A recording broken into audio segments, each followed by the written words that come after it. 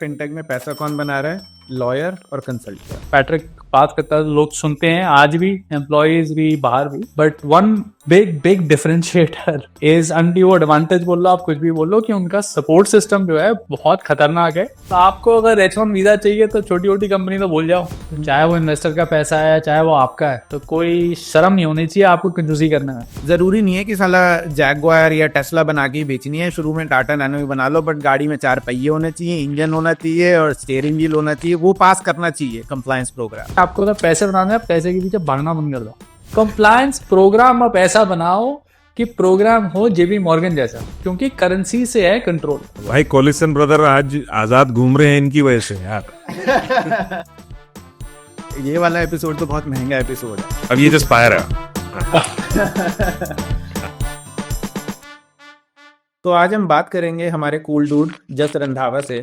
ये मैं cool dude इसलिए बोल रहा हूँ क्योंकि ये बाइकिंग भी करते हैं, हाइकिंग भी करते हैं, कोल्ड शावर भी करते हैं, सब कुछ करते हैं। जितने बे एरिया के कूल लोगों के काम है वो सारे करते हैं। और ये साथ में कंप्लायंस के महारथी भी हैं। इन्हें कंप्लायंस का A to Z सब आता है। मेरे पास कोई सवाल होता है तो मैं इन्हीं से पूछता हूँ। इन्होंने कंप्लायंस में इंडिया में भी काम किया है, लंदन में भी काम किया है, न्यूयॉर्क में भी, सैन फ्रांसिस्को में, कुछ नहीं छोड़ा, सब हर कहीं काम कर लिया इन्होंने। 100 बिलियन की कंपनी बनाने में मदद कर दी। तो हम आज उसके बारे में बात करेंगे। और जस भाई अभी अपनी कंपनी बना रहे हैं, वो भी शायद 100 बिलियन की बनेगी जैसे जा रही है, मेरे को लग रहा है। तो कंप्लायंस के महारथी के साथ पॉडकास्ट चालू करते हैं। अभिजीत, शुरू किया जाए। जस भाई, जब रोहित ने मुझे बताया कि आपने स्ट्राइप में काम किया है, तो मेरा तो सबसे पहला बस वही क्वेश्चन था यार कि कोलिसन ब्रदर्स के बारे में कुछ बताओ, कैसा था उनके साथ काम करना। मतलब मैं बहुत ही क्यूरियस हूँ, क्योंकि हम तो बाहर से देखते हैं कि वो बहुत महान आदमी है, और तो ये कुछ भी आप शेयर कर सकें।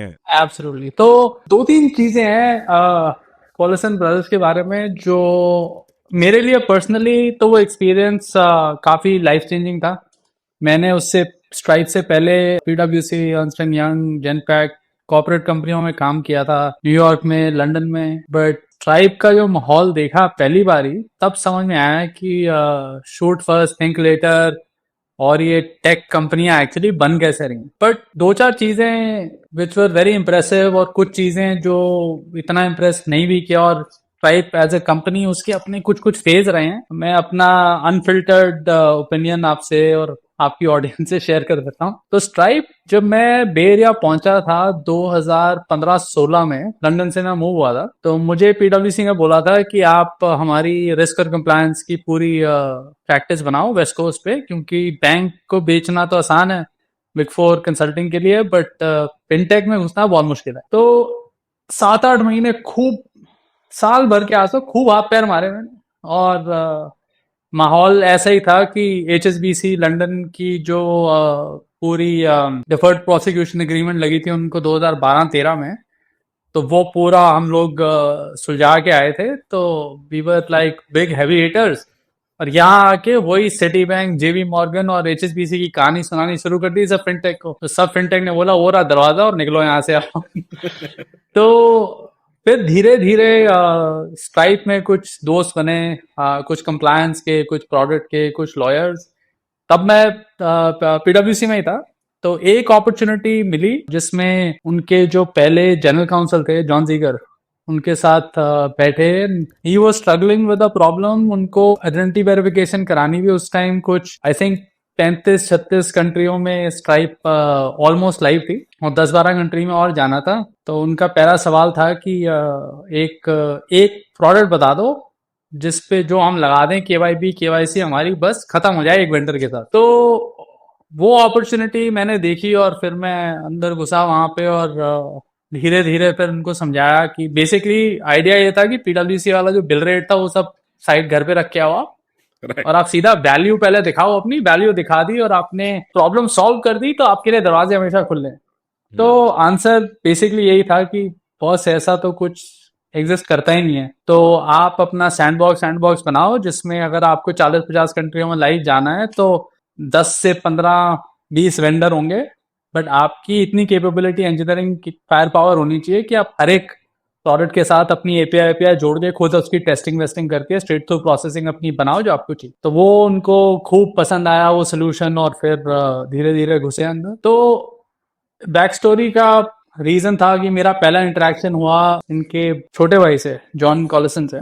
एक दिन आई थिंक थर्सडे का दिन था, तो ये कुछ डील पे काम कर रहे थे, तो उन्होंने आके बोला कि यार हमें बोला है कि ये सैंक्शन स्क्रीनिंग करनी है, तो सबका कस्टमर का नाम, फर्स्ट नेम लास्ट नेम और डेट ऑफ बर्थ और कंट्री चाहिए, उसके बिना ये सैंक्शन स्क्रीनिंग नहीं हो सकती। और आपका नाम, जैसे रोहित आपका नाम है, लेट से मैच हो गया किसी के साथ लिस्ट में, अब नाम तो मैच हो गया, अगर स्ट्राइप के पास सिर्फ आपका नाम ही है और उधर से मैच हो गया, तो उनको कैसे पता लगेगा कि आप वो नहीं हो जिनको जो यूएस की सरकार ढूंढ रही है। उसके लिए कुछ एक डिफरेंशिएटिंग फैक्टर चाहिए, तो आपका डेट ऑफ बर्थ हो सकता है या सोशल सिक्योरिटी नंबर हो सकता है कुछ, बट वो that is counted as fiction. अब वो उनके पास था नहीं, और कस्टमर बहुत चिल्ला रहा है पीछे से कि हम तो ये अब इकट्ठा नहीं कर सकते, आपने शुरू में मांगा नहीं, और बहुत प्रॉब्लम है। सैनिया तो मुझे बुलाया गया, तो उस टाइम चाइना बेसन में ऑफिस होता था और 150 लोग थे कंपनी में सिर्फ, और शाम का टाइम था और मुझसे पूछा गया कि ये सैंक्शन स्क्रीनिंग क्या होती है। तो मैंने समझाया, मैंने कहा ये बहुत जरूरी है, और ये यूएस कंपनी,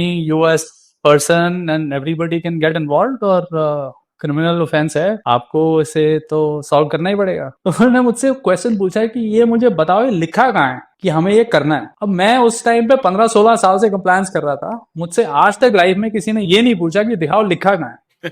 तो और सच्चाई ये है कि आज तक 95+% कंप्लायंस ऑफिसर जो हैं, इनको आप अगर पकड़ लोगे और इनसे पूछोगे लिखा है, इनको पता नहीं कहाँ लिखा है, मुझे भी नहीं पता था। तो मैं तो थोड़ा डर गया, तो मैंने उनको FFIC की मैनुअल होती थी, वो 600-700 पेज की, मैंने कहा इसमें लिखा है और I get back to you. तो बोले ठीक है। तो मंडे को उसने फिर पकड़ लिया मुझे सुबह, तो बोल रहा है तुमने देखी है कहाँ लिखा है? मैंने कहा हाँ, I get back to you. बोल रहा है मैंने वीकेंड में बैठ के 700 पेज पढ़ डाले, कहीं नहीं लिखा। तो कि वो फजी मैचिंग करनी है, और मैंने कहा नहीं बॉस, ऐसा नहीं है, लेट मी गेट बैक। तब तो मेरी थोड़ी लगी, मैंने कहा अब तो मतलब your credibility is at stake. तो जितने ये वाइट शो लॉ फर्म वाले लॉयर दोस्त थे, सबको फोन किया मैंने, जिन्होंने डिपार्टमेंट ऑफ जस्टिस में, ट्रेजरी में काम किया था। मैंने कहा कुछ बताओ ये लिखा कहाँ पे है? तो सच्चाई ये है कि एक्चुअली कहीं नहीं लिखा, ही वॉज एब्सोल्युटली राइट। और गवर्नमेंट जो बोलती है इस रेगुलेशन के लिए, उसका मतलब यही है कि आप एक सैंक्शनड एंटिटी के साथ, कोई आदमी या कंपनी, उसके ज्यादा बिजनेस नहीं कर सकते, period. It is not risk based. The answer is you can not do business with this entity और दिस पर्सन। आप कैसे उसको ढूंढते हो, कैसे मना करते हो, वो आपकी जिम्मेवारी है। आप फजी मैचिंग कर लो, आप नेम स्क्रीनिंग कर लो, आप सिस्टम लगा लो, आप एनहांस ड्यू डिलिजेंस कर लो, केवाईसी जो करना आप करो, मगर अगर हमने पकड़ लिया आपको उनके साथ बिजनेस करते हुए, तो आपकी खैर। So that is the regulation. ये मेरा था introduction to Collison brothers. And when they spoke about first principle का मतलब क्या था कि किसी भी बात को आपने बोल दिया कि यार ये इंडस्ट्री स्टैंडर्ड है, तो 100% आपकी लाइफ में नौकरी गई। अगर आप बोल रहे हो ना कि ये करना है, क्यों करना है? क्योंकि यार इंडस्ट्री स्टैंडर्ड। बोल रहे हम तो इंडस्ट्री है ही नहीं, हम तो इंडस्ट्री बना रहे हैं, तो अगर there is a way to go around it, तो हम करेंगे वो। तो for me that was mind blowing कि पहले तो लगा 15 साल झक मारा है कंप्लायंस में, अब बैठेंगे आराम से, लोग सिर्फ बातें सुनेंगे हमारी और काम करेंगे। अब लगा यार 15 साल के बाद अगर ये नौकरी करनी है, तो फिर रोज समझाना पड़ेगा, रोज पढ़ाई करनी पड़ेगी। But this is something that will keep you active. This is the story of that entire company. उस पूरी कंपनी में, चाहे वो प्रोडक्ट मैनेजर है, चाहे वो सेल्स वाला है, चाहे वो सपोर्ट है, ऑप्स है, हर बंदा उस प्रिंसिपल पे चल रहा है कि क्यों करना है, नहीं करूंगा, नहीं करोगे तो क्या हो जाएगा। Everybody is challenging and questioning each other, which is the basic DNA of the company. तो ये था शुरुआती दौर, जिसमें मेरी इन लोगों से सब दोस्ती हुई। तब भी मैं कंसल्टेंट ही था, और तब तक मैं अपने ग्रीन कार्ड की वेट कर रहा था, और तब ऊंचे शौक थे PwC में पार्टनर बनने के। तो तब तक तो कभी सोचा भी नहीं था कि इन हाउस जाने का कोई सीन भी है। तो 1.5-2 साल इनके साथ मैं कुछ काम करता रहा। फिर 2017 में एक ऑफर आया मुझे कि ज्वाइन कर लो। तो मैंने कहा ऐसे 200 लोगों की कंपनी, यहाँ कौन काम तो मना कर दिया। फिर उसके बाद 2018 में दोबारा अप्रोच किया कि यार हमारे जो उनके जो CCO थे, वो उनके टाइम हो गया था, उन्होंने आगे अब कहीं जाना था, तो तुम आओ और यहाँ बैठ के बागडोर संभालो। तो लगा कि अच्छा ठीक है। तो वो दूसरा फेज था मेरा interaction, now you are on the inside. अब वो पहले तो कंसल्टेंट का relationship is very problem based, और आप एक बार आप अंदर आ गए तो वो फिर रोज का इंटरेक्शन, क्लाइंट ऑन बोर्ड नहीं हो रहा, ट्विटर पे किसी ने जाके बवाल मचा दिया। मेरे को याद है 25 दिसंबर को, क्रिसमस वाले दिन, या 24 दिसंबर था, तो एक कस्टमर था जिसकी एक रिमोट कंपनी थी और उसके सारे एम्प्लॉय रिमोट थे, और उनकी किसी की वेबसाइट पे कोई ईरान या क्राइमिया कोई वर्ड किसी को मिल गया, हमारी टीम में उन्होंने पकड़ के उनका अकाउंट फ्रीज कर दिया। और पेरोल कंपनी थी, तो सबके पेरोल बंद हो गए क्रिसमस से पहले। तो ये इंट्रोडक्शन था। दूसरा कि जो पहला प्रिंसिपल है स्ट्राइप का, यूजर्स फर्स्ट। तो 7 8 10 प्रिंसिपल हैं कंपनी के, हर कंपनी में वो होते हैं मिशन स्टेटमेंट, प्रिंसिपल और ये वो डीएनएस स्टेटमेंट। बट स्ट्राइप ऐसी कंपनी है जहां पे जो उन्होंने प्रिंसिपल बनाए हैं वो प्रिंसिपल को फॉलो करते हैं। User first was the number 1 principle कि आपके कस्टमर ने छींक मार दी तो आपको तो लंगोटी पकड़ के भागना पड़ेगा, कि अगर आपने वो प्रॉब्लम सॉल्व नहीं की तो everybody is going to be in trouble. और हमारे कई अभी भी कस्टमर जो आते हैं कि यार हमें अकाउंट में प्रॉब्लम हो रही है, स्ट्राइक में कुछ सुन नहीं रहा हमारी, ये वो। तो मेरी एडवाइस उनको यही होती है कि यार ट्विटर पे जाके तुम हल्ला मचा दो, और पैट्रिक को तुम @पैट्रिक कर दो। तो उसका पीछे सीन ये है कि 5 या 6 घंटे की एसएलए विंडो है, एक स्पेशल टीम बैठी है 5 6 लोगों की, उनका काम बेसिकली ट्विटर पे एस्केलेशन हैंडल करना ही है। इससे पहले पैट्रिक पढ़ ले, वो टीम बेसिकली उनके पास रेजोल्यूशन होना चाहिए, और they should have figured out, उनके पास रिपोर्ट होनी चाहिए कि वो पैट्रिक तो पढ़ेगा, और जैसे ही वो पढ़ेगा तो उसके पास एक अपडेट चले जाना चाहिए कि ये प्रॉब्लम क्यों हुई, किसकी गलती थी, तुमने जो अपनी डिफेंस बनानी है फटाफट बना लो या उसकी प्रॉब्लम सॉल्व कर दो।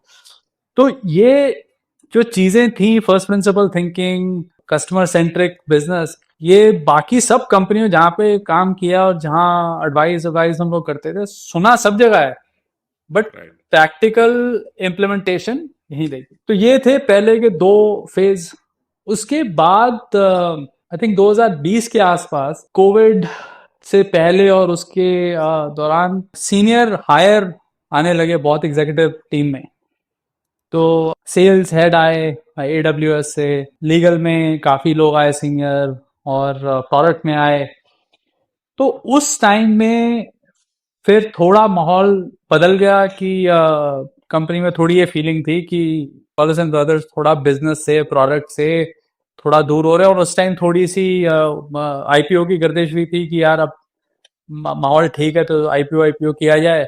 और क्योंकि हम लोग कंप्लायंस में थे, तो जब हर साल तैयारी होती है, तैयारी हर साल होती है वहां पे बाय द वे, तो 2018 से हर साल लॉयर आते हैं, हर साल बैंकर आते हैं उम्मीदें लेके अपनी अपनी, और डॉक्यूमेंट इकट्ठे होते हैं, तैयारी होती है, रेडीनेस पूरी हर साल रहती है।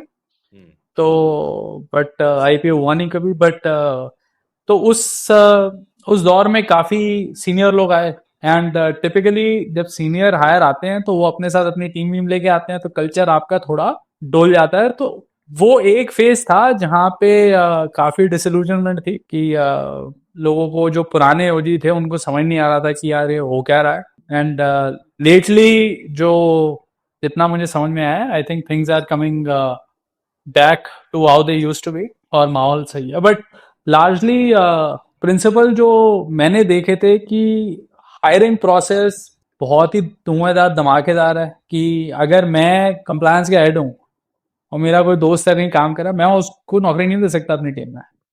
और नौकरी देने के लिए 5 लोग इंटरव्यू करेंगे, एक टीम से बाहर, एक पीयर लेवल पे, एक ऊपर, एक उसके नीचे, और 5 के पास वीटो पावर है। जो क्रॉस फंक्शनल जो है, कोई प्रोडक्ट से, रिस्क से, वो तो चलो लाइट इंटरव्यू होता है, वो हाँ बोल देंगे। बट टीम में किसी ने भी अगर बोल दिया कि नहीं, तो now the onus is on me कि मुझे जाके अभी कैंडिडेट सेल करना अंदर। और एक ने भी अगर ना बोल दी तो कैंडिडेट आपका अटक गया, और अगर आप उसको ओवरटर्न करके कैंडिडेट लेके आ रहे हो अंदर, now the candidate is your responsibility, और इसका कैंडिडेट का वेट आपको कैरी करना पड़ेगा। तो कुछ कुछ जो ये प्रिंसिपल थे फंडामेंटल उस कंपनी में, बहुत ज़बरदस्त हैं। और फॉर मी, जब हमने स्ट्रैटेजी ब्रिक्स शुरू की, तो वो चीज़ें हम लोग अभी भी उनको थोड़ा कैरी फॉरवर्ड करने की कोशिश करते हैं कि इंटरव्यू प्रोसेस हो गया, moving fast, customer centric behaviour, ना सुनने की। वहाँ भी आदत नहीं थी, यहाँ भी नहीं है किसी को कि आप बोल दो कि यार ये नहीं हो सकता। पॉइंट बड़ा सिंपल है कि अगर लीगल है काम तो हो सकता है। आप ये बोल दो कि इलीगल है, तब तो कहानी खत्म, तब तो अलग बात है। अगर लीगल है तो मुश्किल हो सकता है, बट इम्पॉसिबल नहीं है। तो आप मुश्किल बताओ क्या है, देन वील फिगर आउट कि क्या कॉस्ट है और कैसे करना है। तो ये basically at a very high level कुछ कुछ चीजें थी जो मैंने नोट की। डेफिनेटली बहुत तुमदा leader. Patrick is a very very great orator. हमारी जब इंडक्शन हुई थी तो मुझे याद है कि 1 घंटे का सेशन दिया था पैट्रिक ने, बट वो बगैर तैयारी का था, वो अनप्रिपेयर्ड। तो बेसिकली जनरली जितने सीईओ वी होते हैं कि नई क्लास है, हम 50-60 लोगों की क्लास थी हमारी, तो उसमें कुछ तो सीनियर लोग हैं, जूनियर लोग हैं, हर लेवल पे लोग हैं। You want to give a very good first impression, but सीधा व्हाइट बोर्ड पे आके उसने 15-20 लोगों से पूछा तुम्हें क्या पता करना है, तुम्हें हाँ जी आईपीओ कब होगा, हमारी वैल्यूएशन क्या है, हमारे प्रोडक्ट क्या है। तो सब कुछ उसने बोर्ड पे लिखा पहले फटाफट, फिर कैटेगराइज किया और हर क्वेश्चन को एड्रेस किया। तो that itself relays a lot of confidence। और लोग जब पैट्रिक बात करता है तो लोग सुनते हैं, आज भी एम्प्लॉयज भी बाहर भी। But one big big differentiator is, अंडी वो एडवांटेज बोल लो आप कुछ भी बोल लो, कि उनका सपोर्ट सिस्टम जो है बहुत खतरनाक है। कि पैट्रिक और जॉन दोनों बहुत इंटेलिजेंट हैं, they are very young, definitely gifted, but at the same time Silicon Valley में आज से नहीं, 2008-9 से जब से वो वाईसी गए थे तब से जो उनके पास सपोर्ट है, डायरेक्ट सपोर्ट पॉल ग्राम की, direct support Sam Altman, all of these people, I think it definitely matters. और कितने फाउंडर हैं जिनके साथ हम लोग काम करते हैं और बहुत क्रेडिबल हैं, बहुत बेहतरीन प्रोडक्ट बना रहे हैं, बट वो सपोर्ट होना और ये टैलेंट होना, $100 बिलियन की कंपनी तो बन सकती है, बट हाँ, तो वो डेफिनेटली एक आई थिंक एडवांटेज है जो आई थिंक उन्होंने भी रियलाइज किया और उसको अच्छे से यूज किया। ये एक बीच में कई सारे क्वेश्चन आए मेरे को, पर एक स्ट्रेटेजी ब्रिक समझाते हैं लोगों को कि आपकी कंपनी क्या करती है। और मतलब जैसे मेरे को समझ आता है वो ये है कि कंपनी को फाइन से और फाउंडर को जेल से दूर रखते हैं आप। और तो ये मतलब आप बताएं क्या करते हैं। तो हम लोग pure play consulting advisory business है। और हम लोगों ने डिसाइड किया कि हम एक रिस्क और कंप्लायंस की कंसल्टेंसी बनाएंगे जो सिर्फ और सिर्फ फिनटेक, क्रिप्टो बिजनेस और स्पॉन्सर बैंक के लिए। बेसिकली जो एक्सक्लूड किया वो था जेबी मॉर्गन, सिटी बैंक और टीडी और बड़े बड़े जितने बैंक हैं। तो जब कंपनी हमें शुरू करनी थी सबने बोला यार ये तो गलत आइडिया है, क्योंकि पैसे जो है तुम्हारे कस्टमर तो सिटी बैंक के पास ही हैं, जेपी मॉर्गन के पास ही हैं, और फिनटेक कितनी भी बड़ी हो, फिनटेक कंसल्टेंट्स पे इतनी आराम से पैसे तो बचती नहीं है। तो बात तो सही है बिल्कुल, बट दूसरे एंड पे अगर आप देखो तो रिस्क और कंप्लायंस कंसल्टिंग की मैकेंजी फिनटेक के लिए एग्जिस्ट नहीं करती। तो हमारे सेंस से it is a completely green field. तो हमारा गोल ये है कि जब अगर आप फिनटेक हो, क्रिप्टो कंपनी हो या फिर आप स्पॉन्सर बैंक हो और आप कंप्लायंस और रिस्क में फंस गए और आप सोच रहे हो कि यार अब कुछ सोल्यूशन चाहिए, किसके पास जाया जाए, अगर हमारा नाम आपके मुंह पे हो पहली टॉप 2 कंपनीज में, that is success for us. तो that is what we guys are doing. अब हमारी जो बेसिक अंडरस्टैंडिंग है बिजनेस की, इकोनॉमिक्स ऑफ कंसल्टिंग काफ़ी अच्छी है, बुक बिल्डिंग काफ़ी अच्छी है। कई कंसल्टिंग में सर्विसेज होती हैं जो काफ़ी अट्रैक्टिव हैं, जैसे ऑपरेशन समझ लो आप, इन्वेस्टिगेशन का काम है, और वो सर्विस कम है, बॉडी शॉपिंग ज़्यादा है। तो उसमें एज अ पार्टनर तो आपने 50-60 लोग लगा दिए और आप आराम से बैठो, कोई क्लाइंट से लेना देना नहीं है, अब मशीन लगी हुई है, 50 लोगों की पैसे आ रहे हैं। तो वो सब जो काम है वो हमें लगता है कि यार वो हमें नहीं करना। काम अच्छा है, प्रॉफिटेबल है, बट कंसल्टेंट वही सही है जो आपकी प्रॉब्लम को गायब कर दें।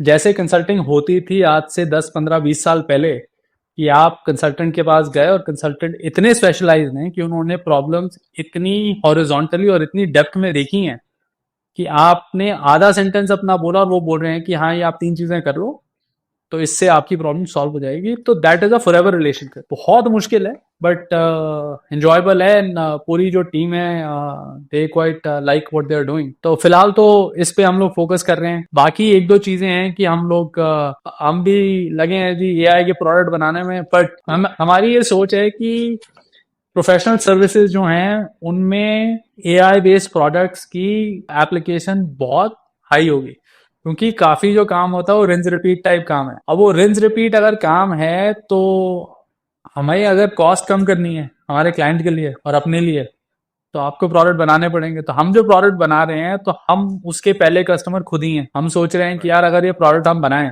हमारे लिए अगर चल गया तो हम फिर डिस्ट्रीब्यूटर ढूंढ सकते हैं कि बैंक को डिस्ट्रीब्यूटर बना दें या स्ट्राइप को डिस्ट्रीब्यूटर बना दें। अगर हमारे लिए चल गया तो सबके लिए चल जाएगा। तो कहने का मतलब है कि जैसे हम मान लो एएमएल की इंडिपेंडेंट असेसमेंट करनी होती है हर साल, अगर वो असेसमेंट करने के लिए हाइपोथेटिकली स्पीकिंग 100 घंटे लगते हैं तो 100 घंटे में से आप लगा लो कि 50-60 घंटे एसोसिएट के लग रहे हैं, 20-30 घंटे मैनेजर के लग रहे हैं, 5-6 घंटे पार्टनर के लग रहे हैं। तो अगर हम वो घंटे मशीन से निकाल लें जो रिंज रिपीट वाला काम है और इंटेलिजेंस वाला काम अगर 20-25 घंटे का है, उसी में अगर हम अपना दिमाग लगाएं बाकी काम मशीन करे तो वही जो काम है, क्योंकि हमारी कॉस्ट तो घंटों की है, बिल्कुल। जो काम आपका $100 में होना था अगर वो काम 40 में कर सकते हैं तो हम क्लाइंट को भी डिस्काउंट दे सकते हैं और वो काम हम बल्क में भी कर सकते हैं और काम कंसिस्टेंट भी रहेगा, क्योंकि फिर वो कंसल्टेंट टू कंसल्टेंट क्वालिटी भी वेरी नहीं कर रही। ये दो चीजें हैं जिन पे हम लोग फोकस कर रहे हैं। बाकी every day as it comes, देखते हैं आगे क्या होता है।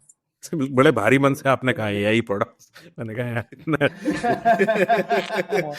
क्या भी बना रहे हैं।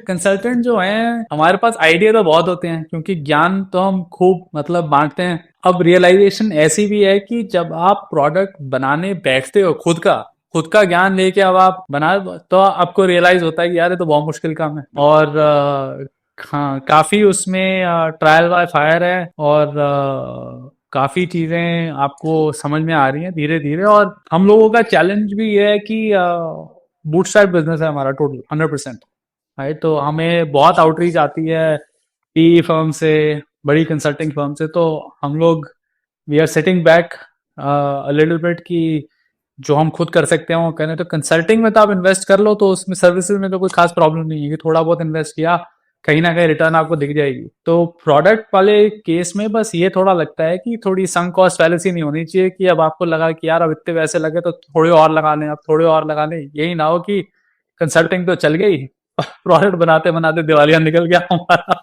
मैं मेरे को भी काफी सवाल आ रहे थे। अब मैं वैसे थोड़ा सा बता देता हूँ। तो जस भाई जो स्ट्राइप में हेड ऑफ फाइनेंशियल क्राइम्स थे, तो ये बेसिकली जो भी लोग क्रिमिनल हैं उनको कंपनी से बाहर रखते हैं और फाउंडर को जेल जाने से बचाते हैं, जैसा अभिजीत ने बोला। भाई कोलिसन ब्रदर आज आजाद घूम रहे हैं इनकी वजह से यार। और उनने वो कहा देश के लिए बड़ा बड़ा काम कर रहे हैं, आर्क इंस्टीट्यूट खोला है उनने और क्या क्या, उसका सारा श्रेय जस को जाता है। Anyways continue. अगर जस नहीं होते तो जेल में होते। दूसरा ये कि जस भाई एक तो इन्होंने मेरे को जब से पता नहीं कई साल पहले इन्होंने मेरे को बोला था कि जॉन कॉलिसन ने मेरे से पूछा था ये लिखा कहाँ है। अब मैंने सबकी ले रखी है, मैं भी सेम सवाल पूछता हूँ। मैं कहता हूँ लिखा कहाँ है ये बताओ। तो ये सवाल अगर मैंने कभी किसी से पूछा है तो जस भाई के से पूछा है, क्योंकि इन्होंने मेरे को बताया था लिखा कहाँ है पूछो। दूसरी है। तीसरा ये कि मैंने जब भी बात करी है कंप्लायंस की या इन चीज़ों की, तो इन्होंने हमेशा ये बोला है कि अच्छा इसको करे कैसे। काफ़ी कंप्लायंस अगर कोई फिनटेक फाउंडर सुन रहा है तो वो कंप्लायंस से वैसे ही परेशान रहते हैं कि यार ये सब मना करते रहते हैं। जस भाई से मैंने जब भी बात करी इन्होंने कभी मना नहीं करा, इन्होंने बोला इसको ऐसे कर सकते हो। अब ये देख लो कि कितना प्रोबेबिलिटी चाहिए तुम्हें जेल जाने की उसके हिसाब से अपना डिसीजन ले लो। तो वो सारी चीज़ें हैं। और ये लोग एक्चुअली अंडरस्टेट करते हैं कि मेरे ख्याल से तो स्ट्राइप एक कंप्लायंस कंपनी है, टेक्नोलॉजी कंपनी की तरह सेल कर रहे हैं, बट है एक कंप्लायंस कंपनी। क्योंकि अगर वो कंप्लायंस सॉल्व नहीं करते तो टेक्नोलॉजी कितनी भी अच्छी बना ले कुछ कर नहीं पाते। तो 100% आपकी बात लाइक पूरी 100% सही है। आई थिंक एक बहुत बड़ा डिफरेंशिएटर, आई थिंक हमने शायद मुझे ऐसा लग रहा है कि हमने कभी कुछ टाइम पहले ये बात की हुई है, बट मैं उसको दोबारा आपकी ऑडियंस के लिए रिपीट करता हूँ कि कंप्लायंस का जो ये हैक था ये भी मुझे स्ट्राइप जाके थोड़ा समझ में आया कि कंप्लायंस ऑर्गेनाइजेशन जो टिपिकली है ये फिनटेक्स में, फास्ट मूविंग फिनटेक्स में लीगल के अंदर होती है। तो चीफ लीगल ऑफिसर है या जनरल काउंसिल है जो सीईओ को रिपोर्ट कर रहा है। बैंक्स में जनरल, और ये ट्रेंड जो है ये बदल जाएगा, ये ज्यादा दिन ये टिकने नहीं वाला ट्रेंड।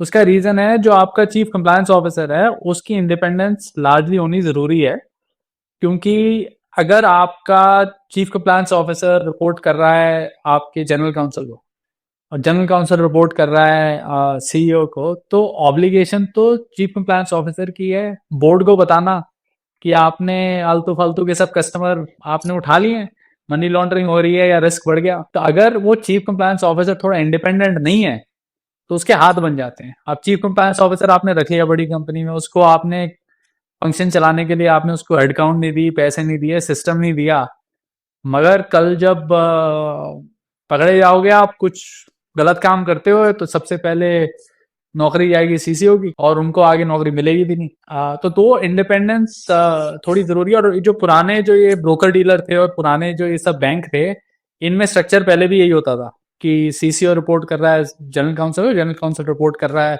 आपका सीईओ को। बट जब 2008 जब ये लीमन क्रैश हुआ उसके बाद ये बाइफर्केशन आनी शुरू हो गई थी कि सीसीओ जो है वो डायरेक्टली सीईओ को और डॉटेड लाइन रिपोर्ट बोर्ड को रिपोर्ट करते हैं। जो बेहतरीन सीसीओ हैं वो आज की डेट में जब उनको आप अप्रोच करो कि आपके लिए हमारे पास जॉब है, तो वो पहला सवाल यही पूछते हैं कि हमारी रिपोर्टिंग लाइन क्या है। अगर हम जीसी को रिपोर्ट कर रहे हैं तो बोल रहे हैं कि रहने तो यार हमें नहीं करना। और जो फर्स्ट टाइम होते हैं वो कहते हैं कि हाँ यार कहीं भी लगा दो, टाइटल चाहिए, टाइटल मिल जाए बहुत बढ़िया। तो एक डिफरेंशिएटर जो स्ट्राइप में देखा था वो ये था कि इस ऑर्गेनाइजेशन में एक तो आपकी कंप्लायंस की टीम है जो पॉलिसी बनाती है, जिनको ऑपरेशन आता है, डे टू डे काम करना, ऑन बोर्डिंग हो गई, ट्रांजैक्शन मॉनिटरिंग हो गई, सैंक्शन स्क्रीनिंग हो गई, और उनके साथ में बिठाई है उन्होंने लीगल ऑर्गेनाइजेशन जिसमें बैठा है प्रोडक्ट काउंसिल। प्रोडक्ट काउंसिल को हम लोग बोलते थे बॉर्डरलाइन क्रिमिनल। प्रोडक्ट काउंसिल का ये काम है जो हम बात कर रहे थे कि ये तो सीईओ जाके प्रोडक्ट काउंसिल से पूछेगा कि यार मैं ये कर सकता हूँ, लीगल है? बोल रहा हाँ लीगल है। अब वो सीईओ जा रहा है अब सीसीओ के पास, बोल रहा है कि ये बना के दो मुझे। अब सीसीओ कैसे समझाए कि यार ये नहीं कर सकते तुम, काफी चीजें होती हैं। तो अब बट वो कह रहा है यार लॉयर ने तो बोल दिया मुझे मैं कर सकता, अब तुम बताओ, now the onus is on the CCO to prove कि ये इलीगल है या आप कर नहीं सकते। बट कितनी सारी चीजें कंप्लायंस में है कि वो ग्रे एरिया है। यूएस में आपको एक सेल्स वाला लेके आ गया यूज केस की जी ओवर ईट्स की delivery, over Yeats client over Yeats की डिलीवरी करनी है और वो डिस्पेंसरीज को ऑनबोर्ड करना है, तो वो अब मैरिजुआना डिलीवर कर रहे हैं। फेडरल क्राइम है, यूएस में नहीं कर सकते आप, स्टेट बाय स्टेट लीगल होगा। बट ये सेम यूज केस कनाडा में चल रहा है, कनाडा में लीगल है फेडरल लेवल पे। बस अच्छा आप सुन के काफी लोग जेल जाने से बच जाएंगे, ध्यान दीजिए ना जेल पे। सॉरी अच्छा तो बनारस में भी लीगल अब आप कोई बनारस में तो लीगल ही है। तो अगर आपने किसी तरह इसका सोल्यूशन निकाल भी लिया, समहाउ मैजिकली आपने सोल्यूशन निकाल भी लिया, तो 95% स्ट्राइप का जो बिजनेस है वो अनरेगुलेटेड है।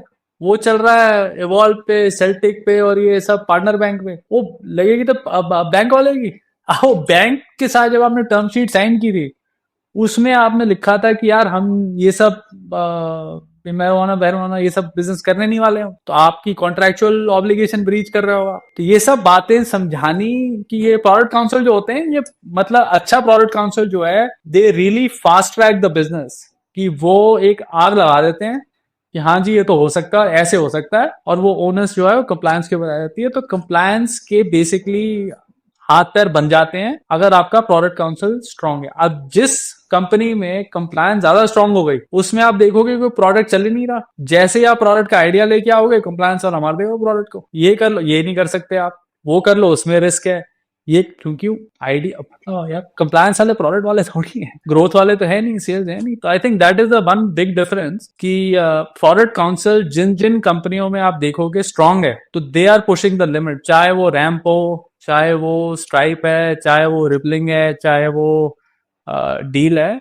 उन कंपनियों में हम even like companies like Meta जो पायनियर थी इस काम में, आप इन कंपनियों में जाके अगर आप सिर्फ लिंक्डइन पे देखो कि कितने कंप्लायंस के लोग हैं और कितने लॉयर हैं, तो आप पक्के वक्के रह जाओगे कि 1:4 का रेशियो है और अगर आप कंपनियों के अंदर से आप उनके बजट और स्पेंड देखोगे तो ये कंपनियां they are spending millions of dollars on outside counsel law firms to get the favorable answers so that they can keep pushing through.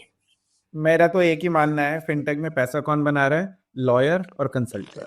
तो सबसे आप कहते हो ना मशीन चला रखे है, बस वो मशीन उनकी बहुत अच्छी मशीन चल रही है। एनीवेज ये इतने ही मैंने इतनी लंबी लंबी बातें करी हैं कभी कभी जस भाई से कि ये चल का रहा है, पैसे कौन बना रहा है, फिनटेक वाले कैसे बड़ी कंपनी बनाए। और मेन बात ये है कि लोग कुछ भी बोल देते हैं और ऐसा है कि प्रोडक्ट काउंसिल फिजिक्स प्रोफेसर की तरह, हाँ फिजिक्स के लॉस तो कहते हैं कि ये हो जाएगा, बट साला इंजन कौन बनाएगा? तुम्हारा बाप। एनीवेज ये काफी कॉम्प्लिकेटेड हुआ है। पॉडकास्ट फिर से बोल रहा हूँ, ध्यान से जरूर सुन लेना, 3-4 चीजें तो मिल ही जाएंगी जिससे तुम्हारी कंपनी चल जाएगी। हाँ तो मेन एक ये है कि दुनिया में ग्लोबल पेमेंट्स बहुत चल रही हैं। मतलब स्ट्राइप भी पेमेंट्स कंपनी है, पहले तो डोमेस्टिक पेमेंट ही होती थी, अब ग्लोबल पेमेंट्स कंपनी बहुत हो गई हैं। तो इसका कुछ हाई लेवल लोगों को समझाओ कि इतनी सारी कंपनियां क्यों हैं, ये कंपनियां डिफरेंट कैसे हैं, और यहाँ थोड़ी अपॉर्चुनिटीज या डिफरेंशिएशन क्या है। यार मैं सच बताऊं तो मुझे मालूम नहीं कि कंपनियां पेमेंट्स की, हम लोग खुद कई बार हैरान हो जाते हैं देख के कि कंपनियां हैं जिनकी वैल्यूएशन इतनी ज्यादा है, कंपनियां हैं जिनकी पकड़ अलग अलग मार्केट पे, अलग अलग बिजनेस सेगमेंट पे इतनी जबरदस्त है। तो मेरा एक्सपीरियंस जो मुझे समझाता है कि पहले जो 10-15 साल मैंने बड़े बैंक्स में काम किया, तो आप अगर सिटी बैंक से, जेपी मॉर्गन से, क्रेडिट स्विस से, डॉयचे बैंक, इन सब बैंक में चले जाओ तो हर बैंक का जो ढांचा और स्ट्रक्चर है, अंदर की जो लाइन ऑफ बिजनेस है, आप मैप कर सकते हो। कहने का मतलब है कि अगर मैंने 2 साल सिटी बैंक में लगाया और मेरा नया क्लाइंट अब एचएसबीसी है, तो मैं बाहर से उनकी इन्वेस्टर रिपोर्टें पढ़ के और उनके बारे में बाहर से रिसर्च करके मैं एक अच्छी पिक्चर बना सकता हूँ जाने से पहले, दिन से पहले ही, कि यार यहाँ पे क्या क्या प्रोडक्ट हैं, क्या रिस्क हो सकते हैं, किस मार्केट में कितना ये लोग जोर लगा रहे हैं। जब हम लोगों ने फिनटेक में काम करना शुरू किया तो ऐसा कहीं भी नहीं है। तो स्ट्राइप का अगर आप एग्जाम्पल ले लो तो स्ट्राइप के लिए 2 बड़े कंपेरेटर इंटरनली जिनको वो मानते हैं, एक है एडियन और दूसरा है पेपैल। अब अगर आप स्ट्राइप और पेपैल को देख लो तो ये अलग कंपनियां हैं बिल्कुल। इनकी चाहे आप वैल्यूएशन देखो, चाहे प्रोडक्ट देखो, काम करने का तरीका देखो, कस्टमर डेफिनेटली और कस्टमर सब सेगमेंट और सब सेगमेंट जिनको ये लोग अटैक कर रहे हैं, they are very similar, but actually it is not Citibank और JP Morgan comparison. Adyen एक ऐसी कंपनी है मेरे हिसाब से कि मैं 20 साल से ऊपर होगा मुझे काम करते हुए इस इंडस्ट्री में, वो मेरे लिए आज भी वो कंपनी ब्लैक बॉक्स है। कितनी मैंने कोशिश की है समझने की, यार अंदर हो क्या रहा है, अंदर लोग काम कर कौन कर रहा है काम, उन कंपनी की वैल्यूएशन, कंपनी के प्रोडक्ट, कंपनी की पकड़ स्ट्राइप के बराबर है। बट स्ट्राइप की जो मार्केटिंग है, जो उनकी कॉमन मशीनरी है, it is far more superior compared to Adyen, but Adyen is not a substandard company by any means. So these are basic differentiators. But Airwallex में मैंने काम किया है about 1-1.5 साल। Airwallex एक छोटा स्ट्राइप मान लो आप, और स्ट्राइप ने 2 बार कोशिश की उनको अक्वायर करने की। That's how I got introduced to them. और वो कंपनी के प्रोडक्ट अगर आप देखो उनकी वेबसाइट पे जाके और स्ट्राइप की वेबसाइट पे जाके 1 to 1 आप मैप कर सकते हो।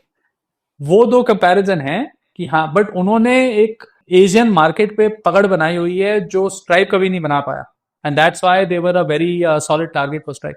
तो मेरा ये मानना है कि जो ये कंपनियां हैं, इन्होंने अपना डीएनए ढूंढा और इन्होंने अपना प्रोडक्ट और अपनी मार्केट ढूंढी है, and they are going after it and they are being very successful, and everybody is trying to apply Stripe का फॉर्मूला जो है कि आप एक कंट्री में घुसो, आपने 2-3 प्रोडक्ट लगा के उसको आपने वेट आउट कर लिया और आपने कस्टमर एक्वायर कर लिए, अब वो सर्कस उठा के आप अलग कॉन्टिनेंट में, अलग मार्केट में ले जाओ, फिर अलग कॉन्टिनेंट मार्केट में ले जाओ, और फिर आप उन सर्कस जितने हैं उनको जोड़ के आप इंटरनेशनल कंपनी बना रहे हो। सो that is what my understanding is कि काफी पेक्यूलैरिटीज हैं जो सक्सेसफुल कंपनी है। रैम्प का मैंने अभी थोड़ी देर पहले नाम लिया, बहुत बढ़िया कंपनी है। काफी उनके फंडामेंटल प्रिंसिपल्स टाइप से मिलते जुलते हैं, और बट आप उनका रैंप ले लो, आप ब्रेक्स ले लो, they are not trying to be stripe comparators.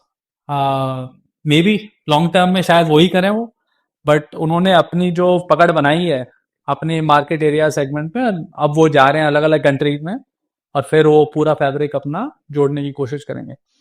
जो कंपनियां हार रही हैं अभी पेमेंट्स की स्पेस में मेरी नज़र में, वो हैं जो ट्रेडिशनल पेमेंट्स की कंपनियां हो गई, वर्ल्ड पे हो गया, ग्लोबल पेमेंट्स हो गई, या फिर आप रेमिटेंस में देखो वेस्टर्न यूनियन है।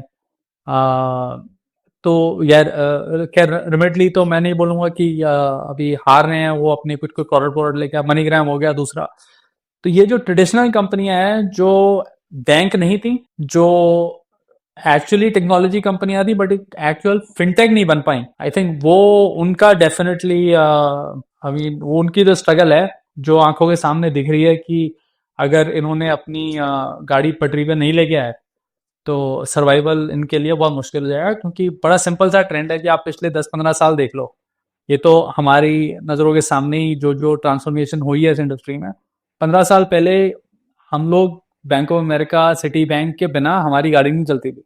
चाहे आप कितना भी फिनटेक फिनटेक का बाजा बजा लो, तो उबर नहीं था, लिफ्ट नहीं थी, डोर डैश नहीं था। और आज जो ये फिनटेक की मार्केट और इंडस्ट्री सारी खड़ी हो गई है पेमेंट्स के बेसिस पे, it is all which is happened in the last 10-15 years. तो नुकसान उन कंपनियों का है जो ट्रेडिशनल है और जो ट्रांसफॉर्म नहीं हो पाई। बाकी मेरी नज़र में स्पेशलाइजेशन है इन कंपनियों की, इधर प्रोडक्ट के बेसिस पे या मार्केट के बेसिस पे। और काफ़ी जो ये अपनी पॉडकास्ट पूरा न्यूज़लेटर पुलिस है, ये लोग बात करते हैं कि यार मतलब अभी डाउन टर्न आ गया, अप टर्न आ गया, अभी ये बस मर्ज वर्ज होने वाली हैं। और सब मेरे हिसाब से कोई मर्ज वर्ज तो कुछ नहीं होने वाला, सब अपनी अपनी पकड़ बना के लगे रहेंगे।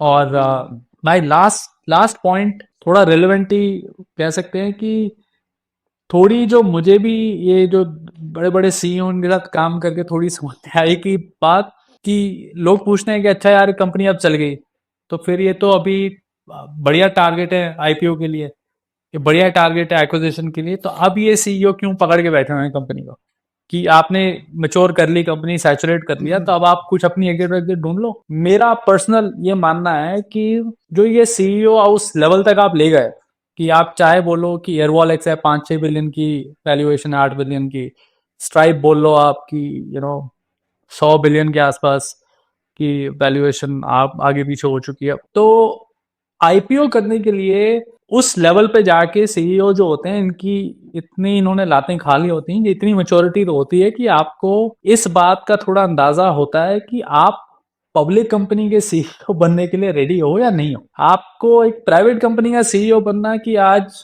पैट्रिक कॉलिसन जाके अब ऑल हैंड्स मीटिंग रखेंगे तो सब ऐसे बैठ जाएंगे कि आज क्या ज्ञान मिलने वाला और सब सुनेंगे। पब्लिक कंपनी के आप सीईओ बन गया और आपका $5 शेयर कम हो गया, शेयर होल्डर को कोई ज्ञान नहीं चाहिए आपसे, वो बोल रहा है मेरे पैसे लेके आओ। तो वो प्रोफाइल जो है वो अलग है, नंबर 1। नंबर 2, जो एयरवॉलेक्स टाइप लेट्स से कंपनी है जो एक्विजिशन का अच्छा टारगेट है, हेल्दी कंपनी है कि आप जाके मर्ज हो सकते हो स्ट्राइप के साथ या किसी और के साथ, तो वो मैंने जो बातें की थी उधर उनके सीईओ से, उससे मुझे ये समझ में आया था कि उन्होंने वो जो पैसे वाली थ्रेशोल्ड है वो क्रॉस कर ली है। अब उनको ये लग रहा है कि यार मैं अपनी कंपनी इतनी बड़ी बनाई मैंने बढ़िया, वो मैं दे के मैं एशिया पैसिफिक स्ट्राइप का जनरल मैनेजर बन जाऊंगा एट बेस्ट, और मुझे और पैसे मिल जाएंगे।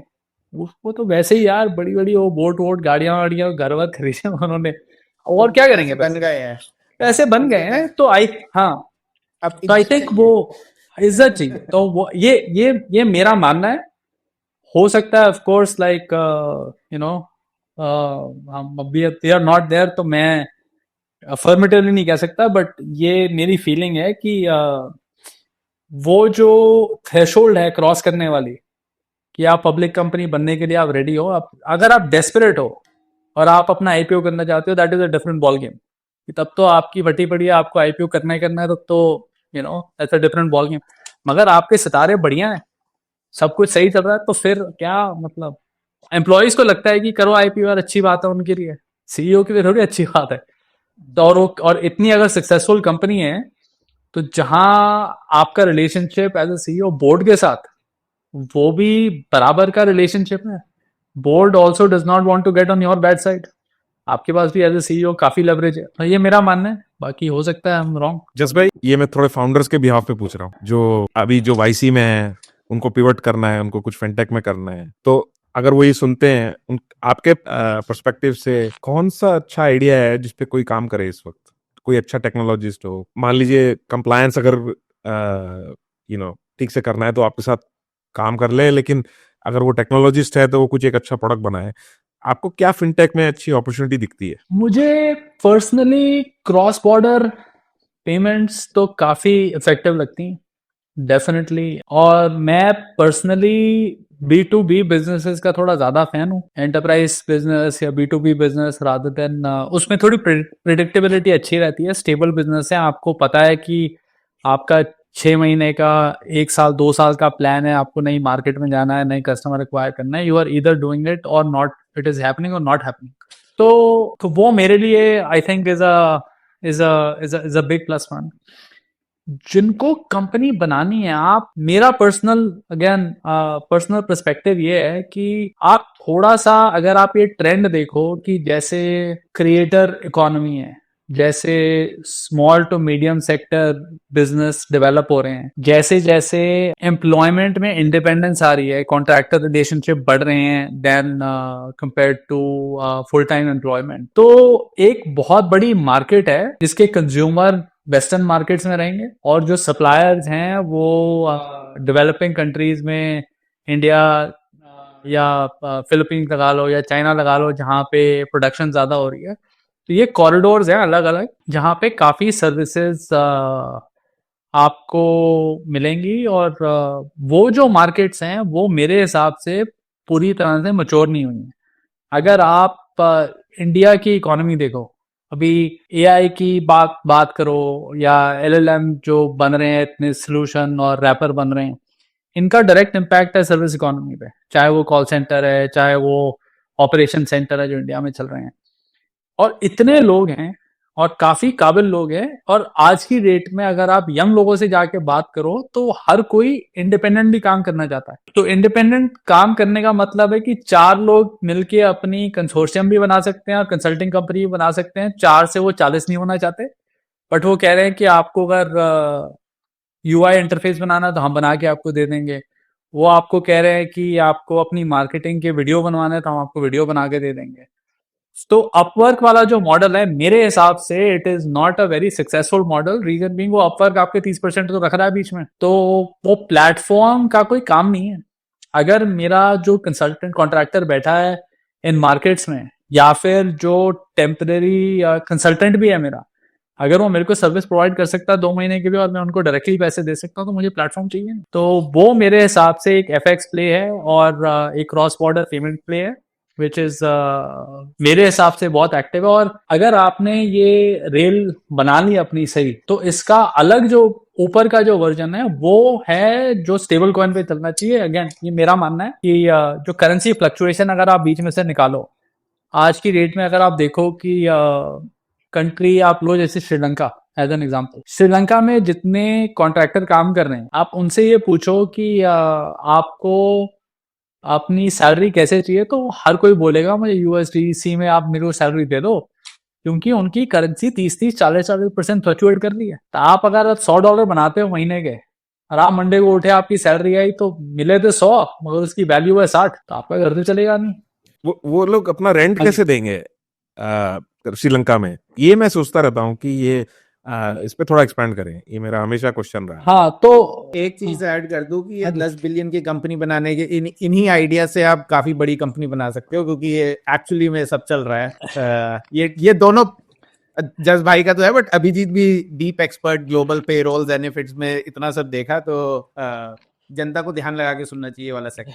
तो जो हम लोग हमारे जो कुछ अर्ली स्टेज क्लाइंट थे जिनके साथ ने काम शुरू किया था 3-3.5 साल पहले, वो शुरू हुए थे as a Web3 DeFi lending company. तो वो प्रोटोकॉल उन्हें आवे लगा के सब किया, और वो फिर जब 1-1.5 साल के बाद वो मार्केट क्रिप्टो की घुस गई और फिर वो लेंडर आए नहीं, तो ऑलमोस्ट सब ने पिवट किया और सब बन गए क्रिप्टो इंफ्रास्ट्रक्चर कंपनी। ओके। जब वो क्रिप्टो इंफ्रास्ट्रक्चर कंपनी बने तो तब हम उनको तब भी सपोर्ट कर रहे थे, चाहे वो बैंक पार्टनर के साथ था, चाहे वो कस्टमर एक्वायर कर रहे थे, उनकी ईडीडी करनी थी, जो भी हमको यूज केस उस टाइम में समझ नहीं आ रहे थे। बट सबसे बड़े जो यूज केस हमने देखे वो थे आपके पेरोल वाले। तो श्रीलंका वाला जो मैं एग्जांपल आपको बता रहा हूँ, उसमें जो जनरल रिक्वेस्ट आ रही थी वो ये थी कि हमारे 50% तो आप यूएसडीसी दे दो, बाकी 50% खर्चे चलाने के लिए दे। तो वो खर्चे चलाने के जो आपकी सैलरी आ रही है उससे आपने बिल विल भर दिया और ये आपकी इनकम स्टेबल है और ये आपको पता है कि this is tethered to US dollar, तो ये कहीं नहीं जाने वाली। बट लॉन्ग टर्म में जो आपका स्टेबल कॉइन है, मेरे हिसाब से it needs to be the same as a payment method, कि चाहे वो आपका वॉलेट है, चाहे वो आपका wallet loaded with US dollar है या इंडियन रुपी है या किसी भी करेंसी से है, कि अगर मैं मैं स्टारबक्स पे जा रहा हूं तो स्टारबक्स को ये नहीं पूछना चाहिए कि आप यूएस डॉलर में पैसे दे रहे हो या आप यूएसडीसी में पैसे दे रहे हो या आप कैसे दे रहे हो। तो ये काफी बीच में ये भी फिनटेक है। एक फिनटेक हमारे क्लाइंट भी थे, प्रोस्पेक्ट थे, क्लाइंट उनको कन्वर्ट नहीं कर पाया। उनका प्रोडक्ट बेसिकली यही था कि उन्होंने कार्ड बनाया था, आप उस कार्ड में बेसिकली आप यूएसडीसी भर दो और फिर आप उसको चाहे मैकडोनल्ड ले जाओ चाहे आप स्टारबक्स ले जाओ, तो वो उसको फिएट कन्वर्ट करते थे और जो जो रिसीव कर रहा है देवर एग्नोस्टिक, उनको पता ही नहीं लगता था कि ये पीछे से क्रिप्टो कन्वर्ट हो रही है। तो वो मेरे हिसाब से फ्यूचर है क्रिप्टो का। बट हम लोग भी थोड़ा डिसइल्यूजन हो जाते हैं, क्योंकि जब हम क्रिप्टो फाउंडर के साथ बात करते हैं तो शुरू तो बातें सही होती हैं, सब आप यूज केस डिस्कस कर रहे हो, सब कुछ बातें सही कर रहे हो, और फिर जब आप 3-4 लेवल डीप चले जाते हो तब फिर वो सुनने में आता है कि यार I want the government out of my hair. यार तुम तो ये तो मैं मतलब कितना ही बढ़िया प्रोडक्ट हो, कितना भी बढ़िया इसमें तो नहीं प्रोडक्ट बचा हो। पाऊंगा मैं जेल जाने से। हाँ, तो ये देखो आप, मैंने 2-2.5 साल अपना फिंसन के साथ काम किया था जब मैं स्ट्राइक में था। तो उसमें एक ग्रुप होता था, उसका नाम था BSAAG, bank secrecy act advisory group. 12 कंपनियों का कंसोर्शियम था विद जो यूएस रेगुलेशन के तहत वो बना था कि फिनसेन को एक ग्रुप बनाना था जिसमें बैंक, फिनटेक, क्रिप्टो कंपनियों को लिया जाए साथ में। हमारा काम था उनको एडवाइस करना कि देखो ये ग्राउंड लेवल पे ये हो रहा है, आप इस रेगुलेशन को चेंज करो, ये करो, वो करो। और वो इट वॉज बाय रेगुलेशन, उनको वो प्रॉपर रिपोर्ट बना के डायरेक्टर को देनी थी। डायरेक्टर रिपोर्ट लेके जाएंगे ऊपर लॉ मेकर्स के पास और वो उसको कंसिडर करते थे। ऐसा ग्रुप नहीं है कि आप गए और बातें की और खत्म हो गया कहानी। तो जब मैंने वो 2-2.5 साल काम किया तब मुझे समझ में आया कि बॉस ये लोग अलग प्लेनेट पे रुके हुए हैं सब। ये लाइफ इन स्लो लेन है और बहुत ही धीमी गति पे चल रही है सरकार, कोई भी सरकार हो। तो और डिस्कनेक्ट जो है उनकी समझ में और उनकी एक्सपेक्टेशन और जिस स्पीड पे ये फिनटेक वाले महारथी चल रहे हैं, ये तो मतलब कोर्स फॉर कोलिजन ही है, इसमें तो कोई डाउट ही नहीं है, इसमें कोई डाउट नहीं है। मगर ये सब बोलने के बाद एक बात तो मैं कहना चाहूंगा कि as a founder, fintech founder, crypto founder, इस आप गलतफहमी में मत रहना कि आप ये बोलो कि हम अपनी करेंसी बना लें और सरकार बोले कि हाँ हाँ जी कर लो जो आपको करना है। वो एक काम है, क्योंकि करेंसी से है कंट्रोल। वो कंट्रोल आप पे आप बोलो कि यार सरकार छोड़ दे हमको, तो वो काम इस कंट्री में या किसी कंट्री में वो काम हो नहीं सकता।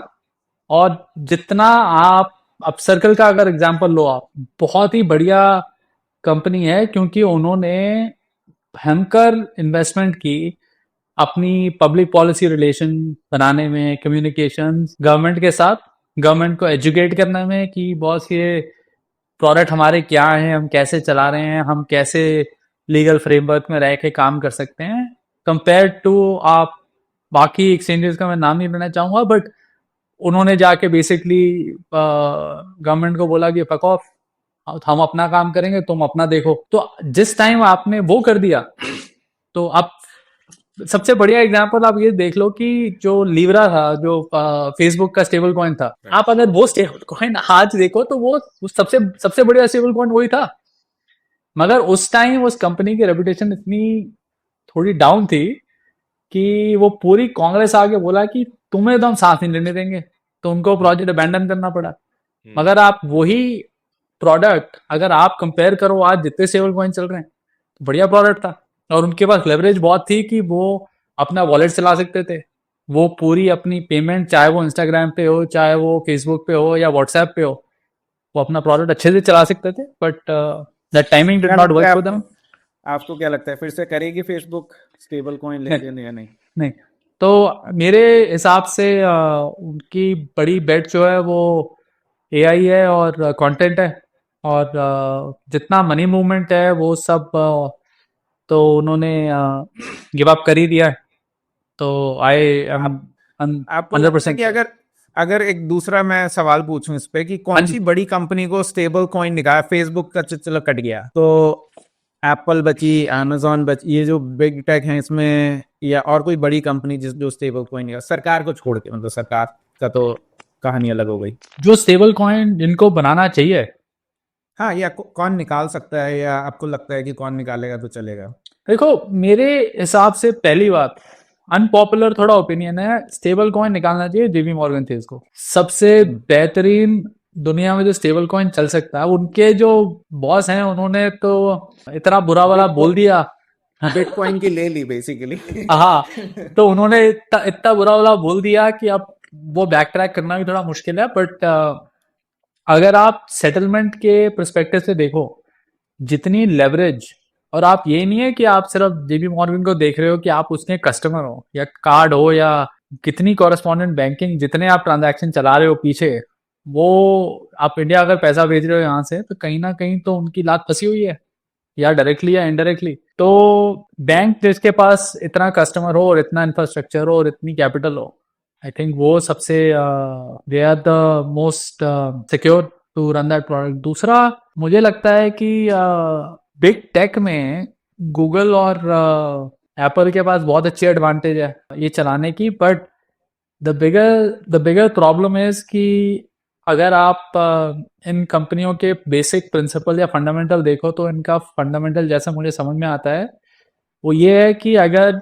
कोई और वो काम कर सकता है जो आप करने की कोशिश कर रहे हो, तो ये कंपनियां वहां हाथ नहीं डालती। तो अगर आप इवन अगर एप्पल का वो एप्पल कार्ड ये सब देख लो, तो वो प्रोडक्ट एक्चुअली एप्पल का नहीं है, वो तो पीछे बैंक वैंक चला रहे हैं। तो उन्होंने आपको एक, उनकी मजबूरी है बेसिकली आपको कार्ड देना, एप्पल की मजबूरी है आपको पेमेंट्स देना। अगर वो नहीं देंगे तो आप चले जाओगे छोड़ के सैमसंग के बाद, अगर सैमसंग बोल रहा है कि यार मैं तो मोबाइल पेमेंट कर रहा हूँ आपके लिए, सबके लिए, राइट। तो जितना मुझे समझ में आता है कि ये कंपनियां वो चीजें बनाती हैं जिनमें इनकी मोनोपोली बनी रहे।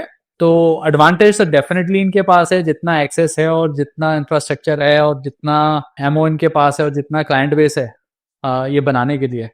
But they might go down the partnership route. तो अगर जैसे बैंक है जो आपके अगर हर बैंक आपको स्टेबल कॉइन देने के लिए रेडी है, आपकी आपकी फिएट को कन्वर्ट करके स्टेबल कॉइन दे रहा है, that is the best advantage. मैं 3 हफ्ते इंडिया में लगा के आया हूँ, राइट। तो अब अगर मैं वहां पे अपना एमएक्स प्लेटिनम चला रहा हूँ, तो एमएक्स प्लेटिनम चल तो रहा है सब जगह, बट हर जगह उस पर चार्ज लग रहा है, एफएक्स चार्ज भी लग रहा है, चाहे वो कुछ भी बोले कि हाँ जी ये चार्ज नहीं लगता, वो नहीं लगता। At some point as a customer तो मैं वो फीस पे कर रहा हूँ। दूसरा एग्जांपल, हम लोगों ने, हमारे पास एक फ्लैट था गुड़गांव में, तो वो हमने काफ़ी टाइम पहले बेचा था। मुझे 2 साल लग गए बस वो पैसे यूएस मूव करते करते, राइट। तो कितना भी अगर मैं सपोर्टर हूँ क्रिप्टो का या नहीं हूँ, ये बात मैं आपको गारंटी। और बाय द वे, जब मैंने पैसे वो मूव भी किए, तो इंडिया में एचडीएफसी बैंक ने भी बजाई मेरी, कि मतलब उस पूरे ट्रांजैक्शन में जितना लॉस हुआ, एक तो करेंसी फ्लक्चुएशन, दूसरा जो चार्जेस लगे, और जो मेरे ओवरऑल लॉसेस थे, मेरे हिसाब से वो इन्वेस्टमेंट जो थी in the first place, investment reaped very good returns, but it was not worth it at all. अगर यही यूज केस मैं क्रिप्टो रेल्स के थ्रू यूएस में पैसा ट्रांसफर का था ही नहीं ना कुछ, मैं कन्वर्ट कर लेता, तो दैट मनी वाज मी। तो ये सही बड़े यूज केस हैं which are very very valid. और मेरे हिसाब से अगर क्रिप्टो को एक एसेट के तौर पे नहीं, जैसे गोल्ड से कंपेयर नहीं करके आप उसको एक्चुअल प्रैक्टिकल यूज में डालो, खासकर क्रॉस बॉर्डर पे आउट्स और लेवरेज आप अगर बनाओ अपनी करेंसी फ्लक्चुएशन के लिए, that will be a pretty massive advantage. जस भाई, ये जो कंपनी थी ब्रिज, जिसका अभी स्ट्राइप ने $1 बिलियन की खरीद ली स्टेबल कॉइन कंपनी, इसमें आपका क्या व्यू है? मतलब ये लोग क्या सही कर रहे थे, या इनकी क्या चीजें हैं जो अभी भी थोड़ी सी ओपन है, जहां पे कोई नई स्टार्टअप वो बना पाए? जस्ट आपका क्या एक अपॉर्चुनिटी थ्रेट एनालिसिस है इस पे, ब्रिज पे? मैं जनरली क्वेश्चन को आंसर करने की कोशिश करूंगा, क्योंकि ब्रिज हमारा क्लाइंट है, तो मैं ज़्यादा उनके बारे में नहीं बोल पाऊंगा ओपनली, बट मैं आपको एक जनरल पर्सपेक्टिव दे सकता हूँ। जो जिस कंपनी का मैं पहले वो श्रीलंका पेरोल वाला एग्जांपल दे रहा था, वो उस कंपनी का नाम है कॉन्डुइट। कॉन्डुइट के जो फाउंडर थे वो इको और बोल्ट से आए थे, और वो भी बहुत उम्दा प्रोडक्ट टीम है। उन्होंने खूब बढ़िया बढ़िया प्रोडक्ट पहले बनाया, उन्होंने आके ये जो क्रिप्टो इंफ्रास्ट्रक्चर शुरू किया, ये एग्जैक्टली ब्रिज मॉडल है। और मेरे हिसाब से आप ये समझ लो कि जो इंफ्रास्ट्रक्चर बना है इन कंपनियों में, ये इंफ्रास्ट्रक्चर है एग्जैक्टली स्ट्राइप वाला infrastructure, but designed for crypto instead of fiat. तो आप उसमें एक्वायरिंग कर सकते हो, आप उसमें प्रोसेसिंग कर सकते हो, आप उसमें कन्वर्जन फ्रॉम एक stablecoin to other stablecoin, on ramp off ramp, आपके पास वो सारी फैसिलिटी हैं। तो स्ट्राइप जैसी कंपनी के लिए अगर आपके पास नया फंक्शन आ गया, तो हर मर्चेंट को अगर ये खोल के दे देंगे प्रोडक्ट, तो जो ग्लोबलाइजेशन जो फैब्रिक बनाने की कोशिश कर रहे हैं स्ट्राइप में, तो वो उसमें बहुत बहुत इनको फायदा होगा कि जो इंटरनेशनल मर्चेंट हैं, वो अगर आप बोल रहे हो कि मैं एक्सेप्ट कर सकता हूँ स्टेबल कॉइन एज पेमेंट, मैं स्टेबल कॉइन में ट्रांजैक्ट कर सकता हूँ, मैं स्टेबल कॉइन में अपना एसेट बना के रख सकता हूँ, that will go long long way. जस भाई, जैसे ये एक चीज जो मेरे को इसमें थोड़ी सी मुश्किल लगती है एज एन फाउंडर, कि मान लीजिए मुझे लाइक मिडिल ईस्ट और इंडिया के बीच में काफी रेमिटेंस फ्लो है, मुझे वो स्टेबल कॉइन पे कैप्चर करना है मान लीजिए, तो मुझे अभी हर ग्लोबल पेमेंट कंपनी के लिए 2 सरकारों के साथ काम करना पड़ेगा, राइट? दोनों एंड पॉइंट्स पे, कि भाई एक इंडिया की, ये कैसे ये जो स्टेबल कॉइन कंपनीज हैं, चाहे आप जनरली बताएं कॉन्डुइट या ब्रिज या कोई स्पेसिफिक आप पॉइंट कर सके, कि ये कैसे नेविगेट करते हैं कि इतने सारे जुरिस्डिक्शंस में जा जाके परमिशन लेना, ये कैसे चलता है? हाँ, नहीं, मैं बताता हूँ आपको। तो कंप्लायंस इन केसेस में कंप्लायंस आपका सबसे बड़ा ब्रह्मास्त्र आप समझ लो। आपको एक ग्लोबल परमिशन आपको दोनों तरफ लेनी पड़ेगी, दोनों तरफ आपके बड़े बैंक लगेंगे। ऐसा भी नहीं है कि एक ही बैंक आपको दोनों तरफ आपको on ramp off ramp solution दे दे। आपको दोनों तरफ क्रिप्टो एक्सचेंज की सपोर्ट भी चाहिए, अगर आप बीच में सिर्फ इंफ्रास्ट्रक्चर बना रहे हो। तो आप ये समझो कि आप जैसे कंप्लायंस प्रोग्राम बना रहे हो, राइट? हमारे पास काफी अर्ली स्टेज फाउंडर आते हैं, बोल रहे हैं कि हम तो बिल्कुल अनरेगुलेटेड हैं, हमें बस हल्का सा आप एक कंप्लायंस प्रोग्राम बता दो, आसानी से बन जाए। तो मेरी एक एडवाइस आपको यही रहेगी हमेशा, हल्का सा कंप्लायंस पहली। हल्का कंप्लायंस प्रोग्राम आप ऐसा बनाओ कि प्रोग्राम हो जेबी मॉर्गन जैसा, आपकी गाड़ी तभी चलेगी, इसमें कोई डाउट नहीं है। बट जेपी मॉर्गन स्ट्रक्चर का प्रोग्राम हो, जिसमें हर सब कंपोनेंट जो है कंप्लायंस फंक्शन का, चाहे वो गवर्नेंस है, ओवरसाइट है, कमेटी है, सब फालतू के जितने सब फंक्शन है जो बैंक को पसंद है देखने, जो रेगुलेटर को पसंद है, सब होने चाहिए।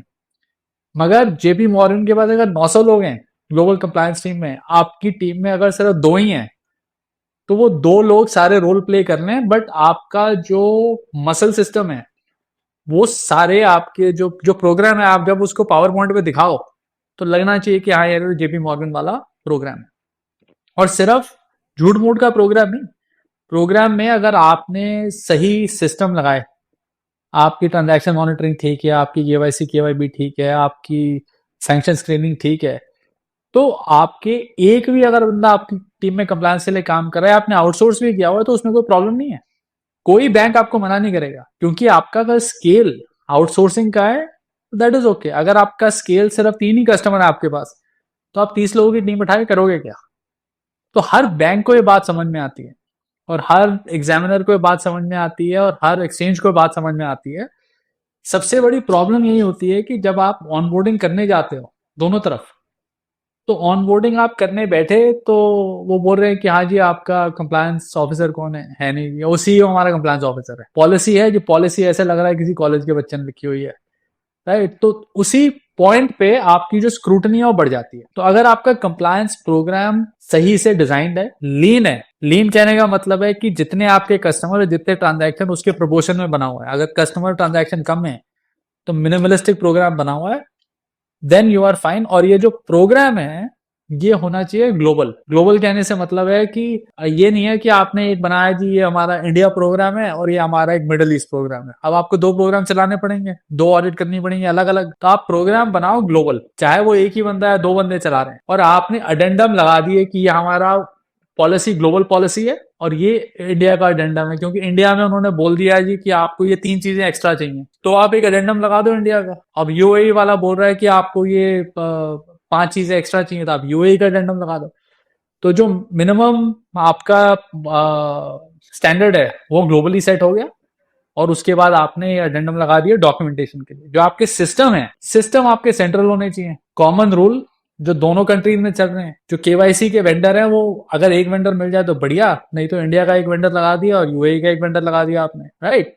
और जो ऑपरेशंस है वो फिर सेंट्रलाइज्ड होना चाहिए कि अगर आपने, क्योंकि अगर और ये आपने अगर छूट अपने लोकल कंप्लायंस वाली टीम्स को दे दी, अगर आपकी कंपनी बड़ी है तो वो तो पूरा वो खिचड़ी बना देंगे वो, क्योंकि हर कंप्लायंस वाले को चाहिए कि मेरी किंगडम मेरी नाक के नीचे।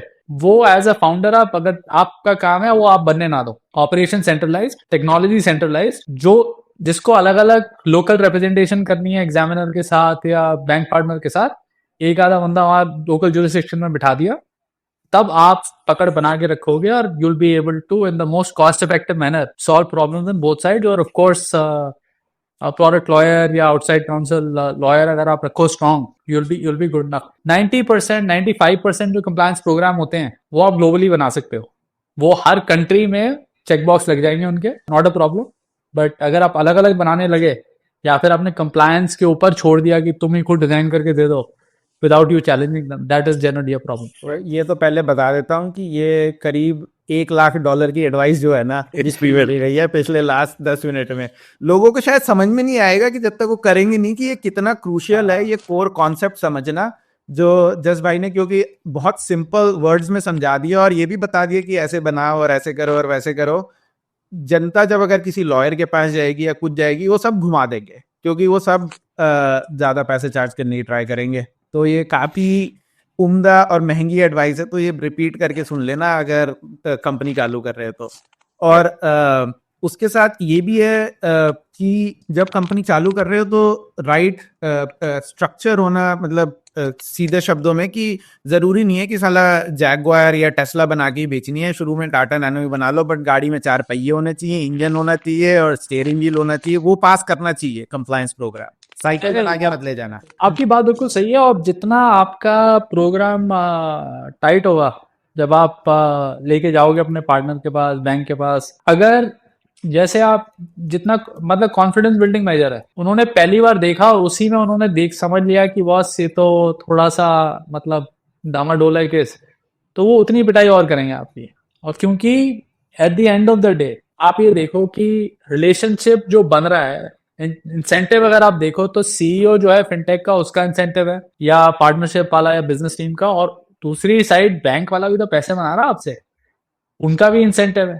तो ये 2 सेल वाले आपस में एक सेल करने की कोशिश कर रहे हैं और नीचे उनके कंप्लायंस वाले खींच रहे हैं उनको, वो काम होने नहीं दे रहे। तो बैंक या पार्टनर का जो कंप्लायंस वाला है, इनकी तो बहुत पिटाई होती है दिन में 50 बार अपनी सेल्स वालों से। और उन्होंने अगर सेल्स वाला आपको लेके गया एज अ प्रोस्पेक्ट, और तो बैंक जो कंप्लायंस वाला है उसका फुल इंसेंटिव है ढूंढना कि आपके प्रोग्राम में होल है या आपका प्रोग्राम तो वीक है। अगर आपने शुरू में टाइट प्रोग्राम उनको दे दिया एक बार फुल तैयारी के साथ, और आप डटे हो कि नहीं ये तो सही है, तो आपकी उतनी स्क्रूटनी कम हो जाती है और उतने ही आपके chances to build that relationship और आप उसको आगे लेके जाओ उतने ज्यादा हाई रहेंगे। दूसरी एक और बात कहना चाहूंगा मैं कि मान लो आपका बिजनेस शुरू हो गया, 6-8 महीने लगे, आपको पार्टनर मिल गए, लाइसेंस मिल गए, जो जो आपको चाहिए, जब जितनी टाइम आपकी रिलायंस है एक क्रिप्टो एक्सचेंज पे या आपकी रिलायंस है एक बैंक पार्टनर पे, आप एक बात को एज अ फिनटेक ध्यान में रखो कि आपकी किस्मत की चाबी उन्हीं के हाथ में है अभी भी। कंप्लायंस वाला किसी दिन उठ के आया और उसने, क्योंकि आप देखो, आप कुछ भी कर लो, गलत कस्टमर तो आपके पास आएंगे आएंगे, बैंक के पास भी आते हैं, एक्सचेंज के पास भी जाते हैं। तो आपका काम यह है कि आप पार्टनर को एज एन एग्जामिनर ट्रीट करो कि आपसे गलती हो गई, बट आपकी बेस्ट एफर्ट होनी बहुत जरूरी है डेमोन्स्ट्रेट करने के लिए कि हमारे पास देखो कंट्रोल थे, सिस्टम थे, लोग थे, थ्रेशोल्ड हमारी सही नहीं थी, इसलिए ये बंदा बीच से निकल गया, हमने वो चेंज कर दिया, आगे से कोशिश करेंगे ये यूज के दोबारा नहीं आएगा, कुछ और तो आएगा ही आएगा कभी ना कभी। तो आप उसको फिर बंद करोगे। जो अगर आप ये गुड फेथ में वो डेमोन्स्ट्रेट करते रहोगे, यू विल बी फाइन, आपके रिलेशनशिप को कोई छेड़ नहीं सकता।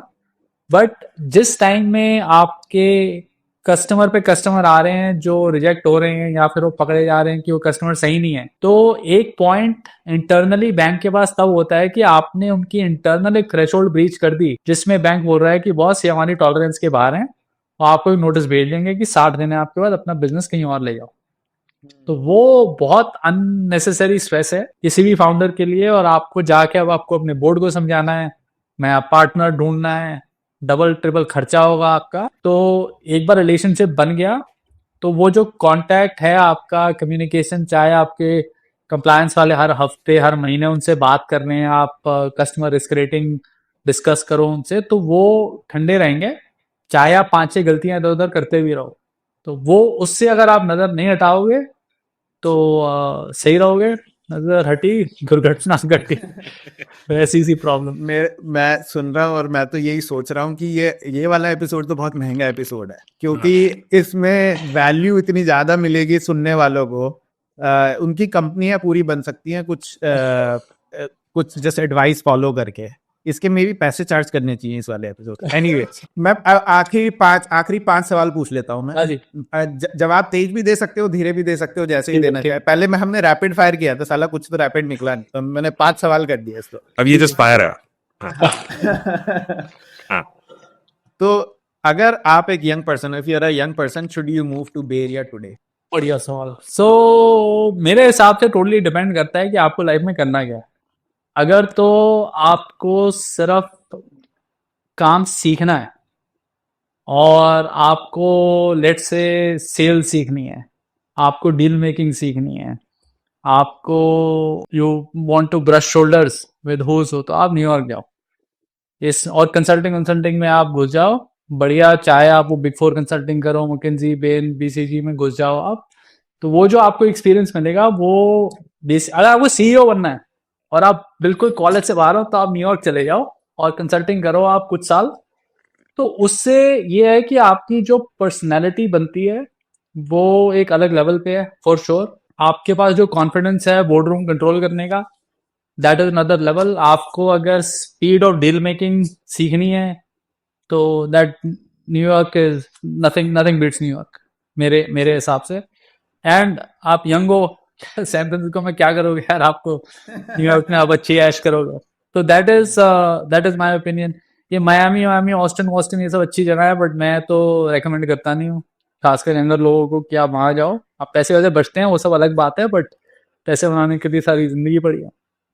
अगर आप हार्डकोर फाउंडर हो, आपको इकोसिस्टम चाहिए कि आप बहुत टेक्निकल हो और आप यू डोंट केयर कि यार मुझे सीटीओ बनना है या सीईओ बनना है या सीईओ बनना है, मुझे बस प्रोडक्ट बनाना है धमाकेदार, and I need to be in the best environment around me of other builders and developers, कि आपको वाईसी टाइप वो 24/7 इंक्यूबेशन एनवायरनमेंट चाहिए, तो nothing beat San Francisco. San Francisco की जो इकोनॉमी है और जो क्रिएटर इकोसिस्टम है उसका अब न्यूयॉर्क में काफी बढ़ गया वो भी, बट उसका तोड़ मेरे हिसाब से सैन फ्रांसिस्को में नहीं है। जो एंटरप्रेन्योरल स्पिरिट है, आप राइट आउट ऑफ बैट बोल रहे हो कि मुझे एंटरप्रेन्योर ही बनना है, तो I feel San Francisco is the option. And sales well सीखनी है और बाकी सारे काम करने तो न्यूयॉर्क। हाँ, सुबह जल्दी उठना पड़ेगा न्यूयॉर्क में, बट बाकी सब सही है।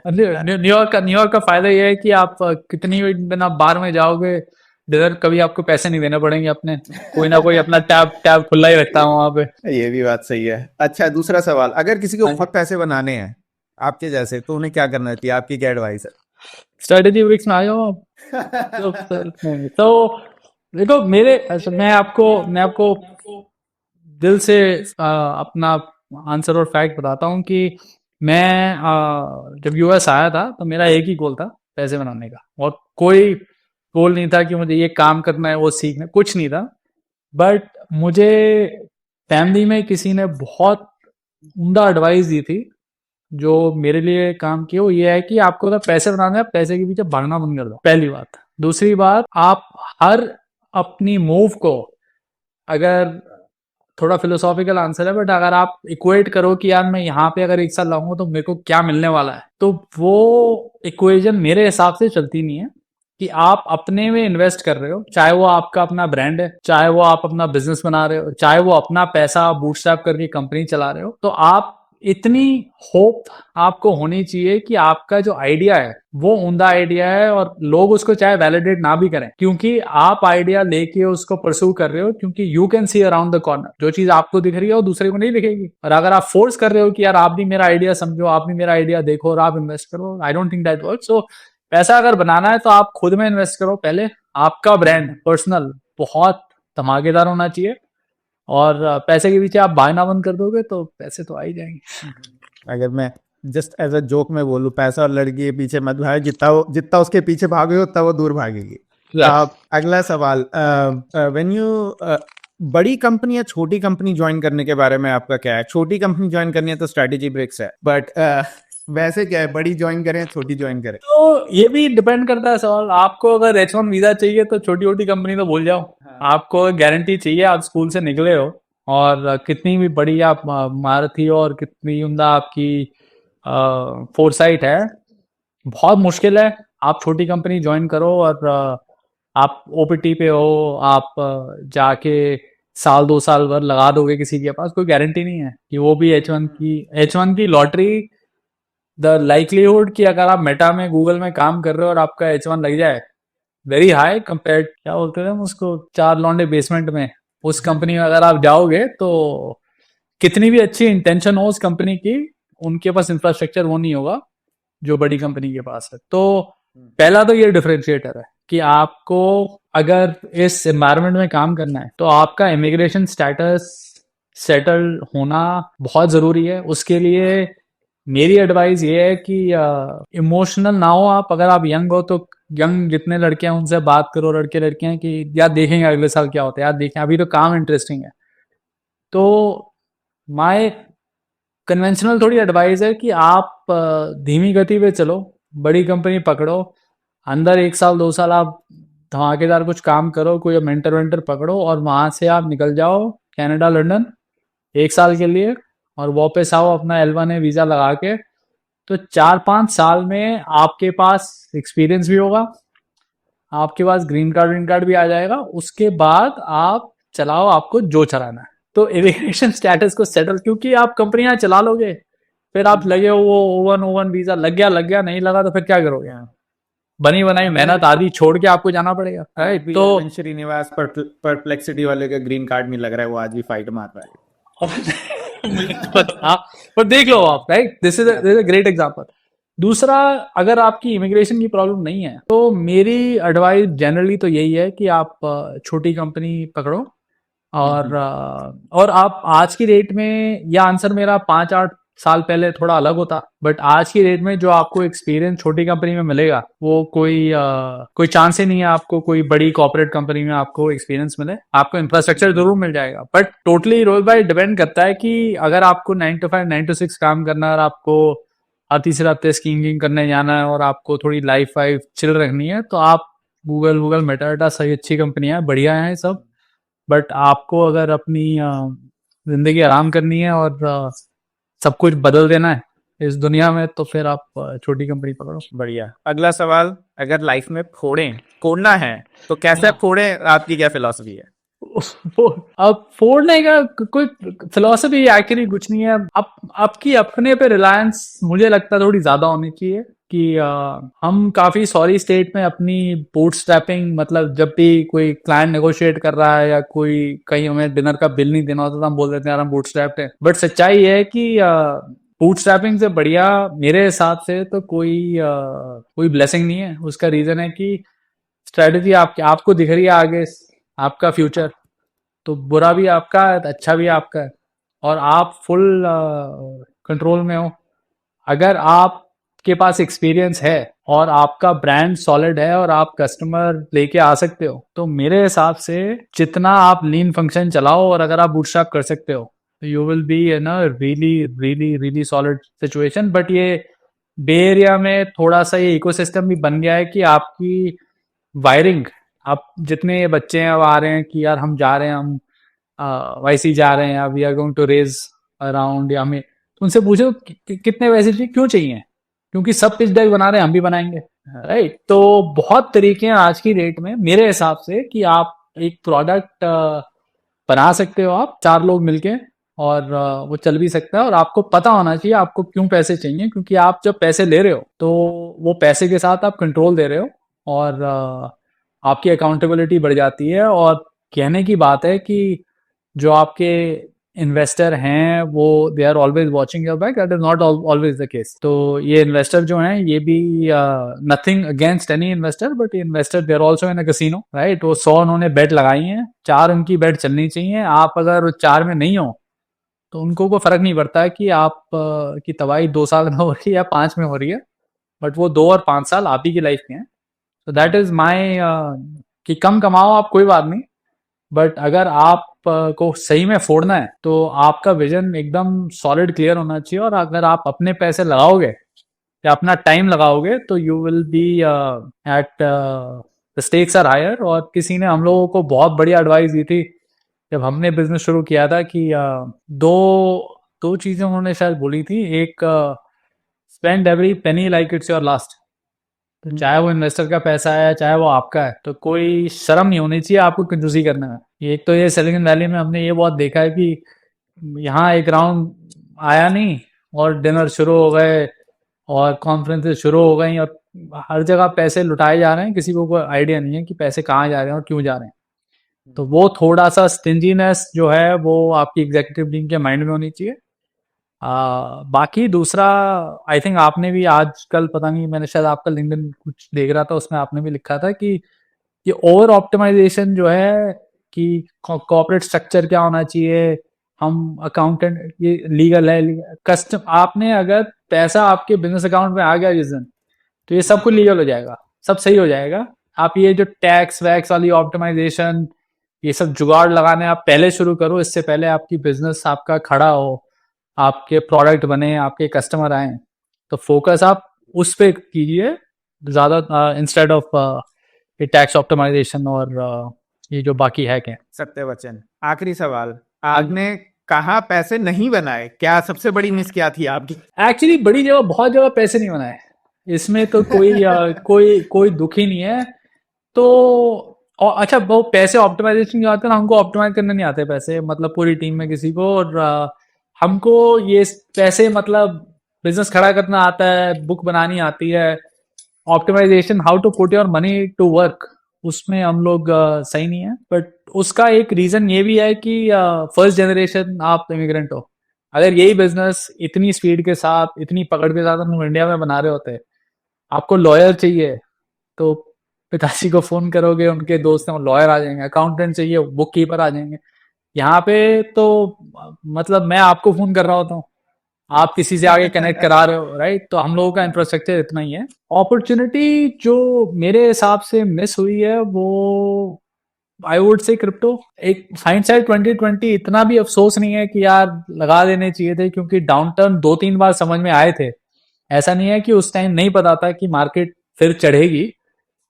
उस टाइम तक ये जो यूज केस जिनकी मैं बात कर रहा हूँ, ये पूरी तरह दिमाग में बैठे नहीं थे। और अभी भी जो अभिजीत ने थोड़ी देर पहले क्वेश्चन पूछा कि यार श्रीलंका में पेमेंट हो रही है, तो ये एक्चुअल पेमेंट मेथड बनेगा कैसे, तो पेमेंट मेथड बना नहीं अब तक। और ये जो गवर्नमेंट की जो फोर्सेस हैं, ये अभी भी इस प्रोडक्ट को एक साफ नजर से नहीं देख रहे।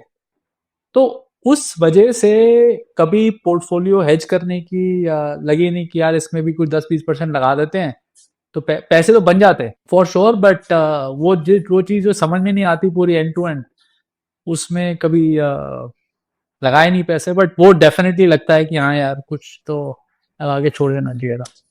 मेरा भी बिगेस्ट मिसस्क्रिप्ट था। सबसे पहले एपिसोड में मैं रो गया था, मैंने कहा यार ये बिटकॉइन कैसे खोजे दूसरा पहला तो निकल गया। एनीवेज, तो आज का एपिसोड यहीं समाप्त करते हैं। बहुत मजा आया बात करके। ये पक्का बहुत महंगा एपिसोड है, आई डोंट नो इससे आगे इतना महंगा एपिसोड बनेगा या नहीं। और अगर किसी को फिनटेक में कुछ भी मदद चाहिए और जेल नहीं जाना हो, 100 बिलियन की कंपनी बनानी हो, तो जस भाई को फोन कर लेना, मेरे से नंबर ले लेना, मैं दे दूंगा। जस भाई सही में मजा आ गया, मैं आपसे घंटों बात कर सकता हूँ, बहुत अच्छा लगा। नहीं, बहुत मैं खुद यार, मुझे पता है अपने अब निकलने का टाइम हो गया, बट आधा एक घंटा तो और अभी बैठ सकते थे, मुझे लग रहा है। हाँ, ये तो थोड़ा ऐसा है कि बस बैठेंगे चार यार, आप, मैं और साथ ही जो भी मैगैलन और जो भी काफी घंटों तक कंप्लायंस और फिनटेक पे बातें कर सकते हैं। पर आज का ही Absolutely. स्टॉप करते हैं। Thank you for coming. चलो, थैंक यू। बाय।